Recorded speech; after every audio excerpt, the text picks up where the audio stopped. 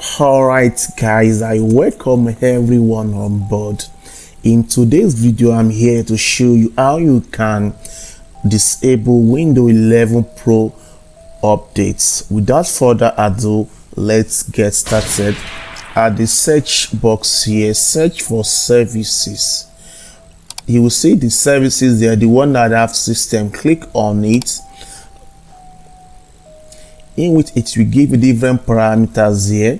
Now right click on this empty box here, click on all tags, and to show connect to other computer, click on it. Now toggle it to local computer here and click on OK.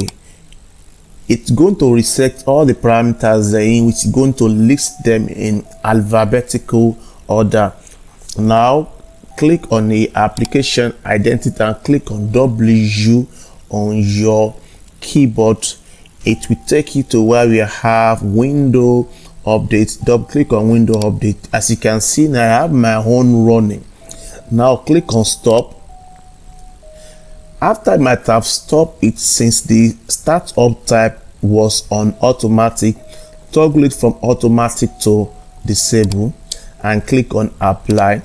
If you don't click on apply and leave it and click on OK, it will go back to normal automatic update and click on OK.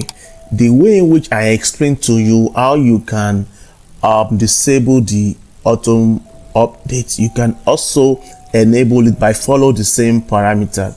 If you find this video helpful, click on subscribe button, like this video and share this video to your friends. See you in the next video. Bye for now. One love.